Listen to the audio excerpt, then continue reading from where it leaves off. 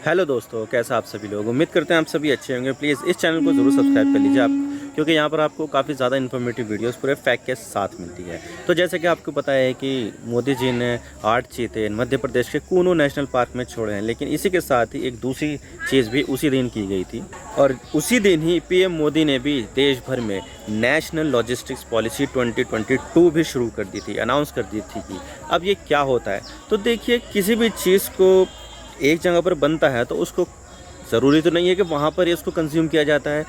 वहाँ पर अगर चीज़ बनेगी तो उसको देश भर में सप्लाई किया जाएगा। तो उसमें क्या-क्या चीज़ें ज़रूरी होती है, जैसे कि रेलवे, रोड ट्रांसपोर्ट, इंफ्रास्ट्रक्चर, जो लॉजिस्टिक्स से रिलेटेड सामान है, वेयर हाउस है, उनको स्टोरेज करने की फैसिलिटी है, ये सब चीज़ें लॉजिस्टिक्स के अंदर आती है। तो आज इसके बारे में बात करते हैं कि जो नई लॉजिस्टिक्स पॉलिसी है वो देश में क्या बदलाव लेकर आएगी और ये जीडीपी में किस तरह से फ़ायदा पहुंचाएगी भारत को, और इससे किस तरह से करोड़ों करोड़ों रुपए बचेंगे इससे। आज इसके बारे में पूरी डिटेल के साथ बात करते हैं, तो चलिए शुरू करते हैं। तो जी business national logistics policy 2022 sets road map of developing more interconnected framework.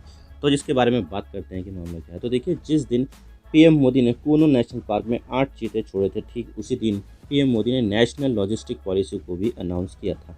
हालांकि देखा जाए तो चीतों से ज़्यादा इम्पोर्टेंट ये चीज़ थी, लेकिन मुख्य धारा की मीडिया ने चीते ज़्यादा दिखाकर दूसरी चीज़ों को लगभग नेगलेक्ट ही कर दिया था। खैर, उन्हें तो अपनी टीआरपी और एड रेवेन्यू से मतलब है, लेकिन हम बात करेंगे कि जो चीज़ पीएम मोदी ने अनाउंस की है, यानी कि नेशनल लॉजिस्टिक्स पॉलिसी के बारे में।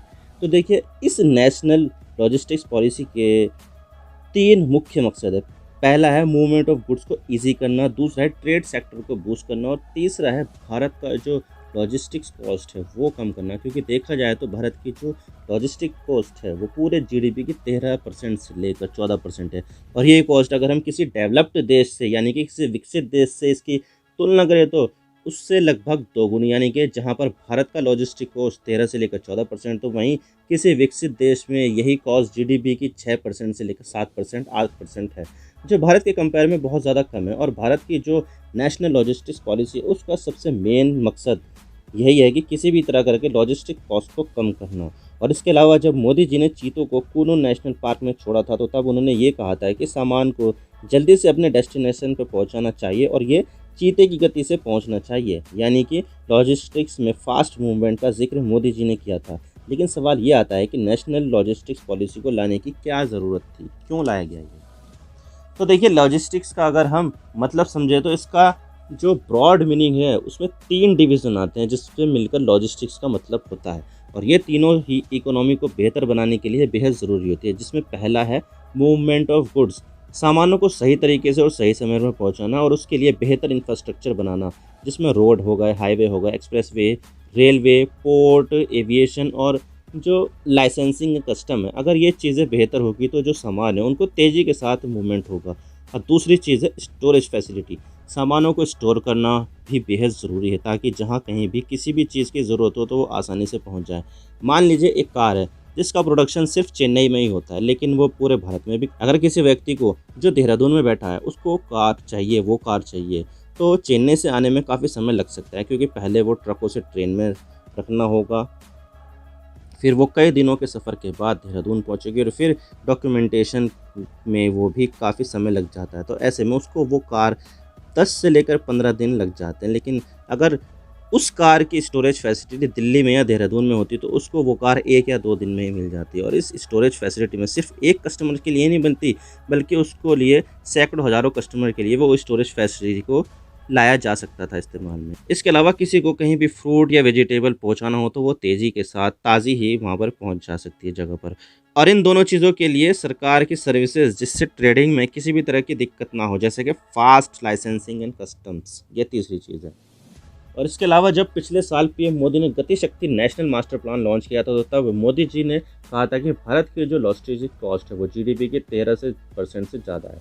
इस तरह की सिचुएशन किसी विकसित देश में नहीं है, वहाँ पर इसकी आधी कॉस्ट में ही लॉजिस्टिक्स होता है। और इस तरह की हाई लॉजिस्टिक कॉस्ट से भारत ग्लोबल ट्रेड में कम्पीट ही नहीं कर पा रहा है, जिससे भारत का जो एक्सपोर्ट है वो गिर रहा है। अगर मैं बताऊँ तो किस तरह भारत का एक्सपोर्ट कम होता है, तो मान लीजिए कि एक पेन बनाने की भारत में कॉस्ट आती है 10 रुपये, और फ्रांस या ब्रिटेन में यही, जर्मनी में यही कॉस्ट आएगी 10 रुपये। दोनों में सेम हो गई कॉस्ट, लेकिन जहाँ पर भारत में लॉजिस्टिक्स के ऊपर 2 रुपये खर्च किए जाते हैं, तो वहीं फ्रांस, जर्मनी, ब्रिटेन में 1 रुपये से भी कम में खर्च हो जाता है। और पैन की कीमत भारत में जो कॉस्ट होगी ओवरऑल वो 12 रुपये होगी, तो फ्रांस और जर्मनी में 11 रुपये हो जाएगी। तो ऐसे में भारत अपना प्रॉफिट जोड़कर वो पैन 13 रुपये से कम में तो नहीं बेचेगा, क्योंकि कॉस्ट उसकी 12 आई है, तो अपना प्रॉफिट भी मिलाकर वो 13 रुपये से तो कम में नहीं बेचेगा। लेकिन फ्रांस और जर्मनी या ब्रिटेन, उनकी कॉस्ट 11 रुपये आई है, तो ऐसे में वो वही पैन जिसकी कीमत भारत में 13 रुपये बेच रहा था भारत को, वो वही पैन 12 रुपये में बेच सकते हैं। तो ऐसे में फ्रांस और जर्मनी पैन ज़्यादा बिकेंगे और भारत का पैन महंगा होने से कम बिकेगा। तो ऐसे में ज़्यादा लॉजिस्टिक कॉस्ट से ओवरऑल प्रोडक्ट की कॉस्ट बढ़ती है और भारत का जो एक्सपोर्ट है वो गिरता है। Ministry of commerce and industry ने पिछले साल logistics ease across different states के नाम से एक सर्वे किया था, जिसमें टॉप 3 पर गुजरात, पंजाब और हरियाणा थे। यानी कि इनका मतलब ये है कि इन तीनों राज्यों का लॉजिस्टिक्स इंफ्रास्ट्रक्चर पूरे भारत में सबसे बढ़िया था। और इस सर्वे में बहुत सारे पैरामीटर्स को देखा गया था, जैसे कि रोड की क्वालिटी कैसी है, रोड से सामान पहुंचाने का किराया क्या है, रेलवे का इंफ्रास्ट्रक्चर कैसा है, और इसके अलावा वेयर हाउस का इंफ्रास्ट्रक्चर कैसा है। यानी कि जो भी इंफ्रास्ट्रक्चर और उससे कॉस्ट से रिलेटेड चीज़ है वो सब इस सर्वे में की गई थी। और इस सर्वे में कुछ सजेशन भी दिए गए थे कि जैसे कि आपको लॉजिस्टिक्स को किस बेहतर बनाने के लिए किन किन चीज़ों पर फोकस करना चाहिए। और ये है developing sector specific skilling infrastructure and streamlining logistic related approval and clearance processes. और अगर देखा जाए तो इसमें 4 मेजर स्टेप्स लिए जाएंगे, जो मैं आपको 1 बाय 1 बता देता हूँ कि नेशनल लॉजिस्टिक्स पॉलिसी क्या है, इसके अंदर कैसे कैसे ये काम होगा। तो सबसे पहला स्टेप है IDS, यानी कि इंटीग्रेशन ऑफ डिजिटल सिस्टम। इस स्टेप से भारत सरकार 7 अलग अलग डिपार्टमेंट जैसे कि railway, road transport, custom, aviation, foreign trade और कॉमर्स मिनिस्ट्री को एक साथ डिजिटली कनेक्ट किया जाएगा, ताकि हर चीज़ एक दूसरे के साथ अच्छे से सिंक्रोनाइज हो जाए। फिर आता है यूलिप, ULIP। इसको लाइफ इंश्योरेंस के यूलिप प्लान से कंफ्यूज मत हो जाना। इस यूलिप प्लान से कार्गो का मूवमेंट काफ़ी आसान और छोटा हो जाएगा, क्योंकि इसमें जो भी A to Z ट्रांसपोर्टेशन की सर्विस है वो सब एक छत के नीचे आ जाएगी। और यहाँ पर वो सभी सर्विसेज आपको रियल टाइम में अवेलेबल हो जाएगी सिर्फ एक सिंगल क्लिक से। इसमें एक लॉजिस्टिक डेटा बैंक भी बनाया जाएगा। फिर आता है ELOG यानी E-log, यानी कि ईजी ऑफ लॉजिस्टिक्स। इसके ज़रिए जो लॉजिस्टिक्स से जुड़े हुए कॉम्प्लेक्स रूल्स एंड रेगुलेशन है उनको सिंप्लीफाई किया जाएगा। और फिर आता है SIG यानी कि सिस्टम इम्प्रूवमेंट ग्रुप, यानी कि इसके ज़रिए जितने भी लॉजिस्टिक्स से रिलेटेड प्रोजेक्ट है उन्हें समय समय पर देखभाल की जाएगी, ताकि जो चीज़ प्लान के अनुसार बनाई जा रही है वो ठीक से काम कर रही है या नहीं, ये सब चीज़ें हैं।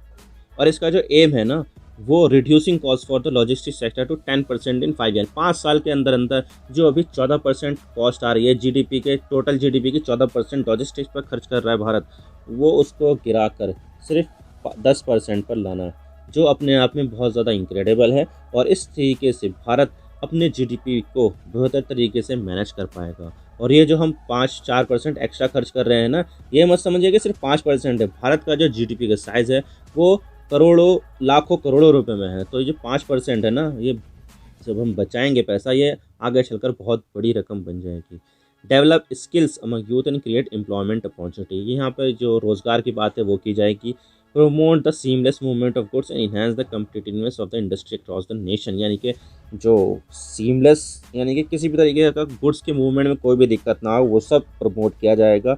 और जो कम्पिटिटिवनेस है वो बढ़ाई जाएगी, ताकि जो सामान है वो एक दूसरे के साथ compete किया जा सके कि ये सस्ता है चलो ये ले लो, अगर वो दूसरा सस्ता दे रहा है तो चलो वो भी ले लो। तो एक दूसरे से सब जो है ना कंपटीशन बढ़ाए। Focus on some key areas like process re engineering, digitisation and multi modal transport.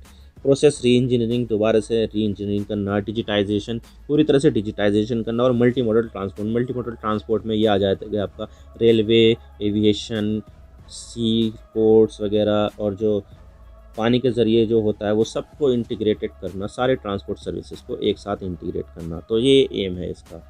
और इसके अलावा बहुत सारी ऐसी चीज़ें जो इसके ज़रिए जो है भारत में की जाएगी, जैसे कि prevention of wastage of agro products. आपने देखा होगा जब हम कोई सा सामान, खेती, फल फ्रूट या कुछ भी हम बाहर भेजते हैं तो रास्ते में बहुत ज़्यादा ख़राब हो जाता है। वो बहुत सारी चीज़ें हो उसके कारण है, जैसे कि देर से पहुंचना, माल देर से पहुंचने से सामान जो है ना जल्दी से ख़राब हो जाता है। तो इस वजह से इसमें कुछ इस तरह से जो है ना स्टेप्स लिए जाएंगे, ताकि जो वेस्ट है वो कम से कम हो एग्रो प्रोडक्ट्स का। Enabling quick last mile reading, यानी कि पॉइंट टू पॉइंट डिलीवरी को इनेबल करना, डिमिनिशिंग ट्रांसपोर्ट रिलेटेड चैलेंज, जो भी ट्रांसपोर्ट रिलेटेड चैलेंज है जैसे कि रेलवे के ओवरब्रिज, अंडरपास या जो भी रास्ते में कुछ चैलेंजेस आ रहे हैं ट्रांसपोर्ट से रिलेटेड, उनको खत्म करना, save time and money for the manufacturers, समय और पैसा बचाना, increase countries export and boost domestic manufacturing, देश का जो एक्सपोर्ट है उसको इंक्रीज करना और जो डोमेस्टिक मैन्युफैक्चरिंग है उसको मजबूत करना, make India more efficient destination for global investor, India की इमेज ऐसी बनना ताकि दुनिया भर का जो इन्वेस्टर्स हैं वो भारत में आके पैसा इन्वेस्ट करें। और इसके अलावा भी बहुत सारे दूसरे स्टेप्स हैं जो सरकार ने लिए, जैसे कि लॉजिस्टिक्स डिवीज़न सरकार ने कॉमर्स डिपार्टमेंट में ही बना दिया है। और इसके अलावा गति शक्ति स्कीम बहुत बड़ी स्कीम है, कभी बताइएगा इसके ऊपर वीडियो बनाने को बोलोगे तो आप मैं बना दूंगा। भारतमाला प्रोजेक्ट, इसके अंदर 84,000 किलोमीटर के न्यू हाईवे बनाएंगे ताकि जो देश भर का जो इंफ्रास्ट्रक्चर है उसको मजबूत किया जा सके और उससे मैन्युफैक्चरिंग भी बढ़ाई जा सके। Sagarmala project, unlock the potential of countries, 75,000 km coast line, वो 75,000 वो टाइपो मिस्टेक है, 7,500 जो है भारत की कोस्ट लाइन है, और 14,500 किलोमीटर ऑफ नेविगेबल वाटरवे, यानी कि जो भारत की जो कोस्ट लाइन है उसका जो पोटेंशियल है, यानी कि कहाँ कहाँ पर किस चीज़ की ज़रूरत है, कहाँ पर सी पोर्ट बनाने हैं, किसको किस तरह से डेवलप करना है। और इसके अलावा देश भर के अंदर जो इनलैंड वाटरवे, जैसे कि गंगा नदी पर जो है सामानों को लाना ले जाना, ब्रह्मपुत्र नदी में, गोदावरी में, कृष्णा, कावेरी, यमुना में, चंबल में, इस तरह से जो नदियों में जहाँ पर जो वाटरवे है, जहाँ पर सामानों को लाया ले जा सकता है, वहाँ पर एक्सप्लोर करना कि क्या यहाँ पर सही रहेगा या नहीं। रेलवे के फ्रेट कॉरिडोर बनाना, जैसे कि आपको पता है कि देश भर में अभी फिलहाल 2 फ्रेट कॉरिडोर बन रहे हैं रेलवे के, एक है ईस्टर्न डेडिकेटेड फ्रेट कॉरिडोर और दूसरा है वेस्टर्न डेडिकेटेड फ्रेट कॉरिडोर। और इसके अलावा दूसरी भी multi modal transportation of goods act था, इससे पहले भी बहुत सारी ऐसी चीज़ें बनाई गई थी, भारत का जो मैन्युफैक्चरिंग है उसको बढ़ा सके और जो लॉजिस्टिक्स है उसको मजबूत किया जा सके। आई होप आपको ये बातें समझ में आ गई होगी। आप मेरे इंस्टाग्राम पर भी जुड़ सकते हो। आप सिंपली जाइए इंस्टाग्राम में और सर्च कीजिए I_इमरान सिद्दीकी और आप मुझे फॉलो कर सकते हैं। इसके अलावा आप मुझे ट्विटर पर भी फॉलो कर सकते हैं, यहाँ पर भी सेम ही यूज़र नेम है I_इमरान सिद्दीकी। तो दीजिए मुझे इजाज़त, मैं मिलता हूँ आपसे नेक्स्ट वीडियो में। अगर आपको वीडियो थोड़ी सी भी पसंद आए तो चैनल को ज़रूर सब्सक्राइब कीजिए। Thank you for watching, I really appreciate your precious time. God bless you all. Now signing off.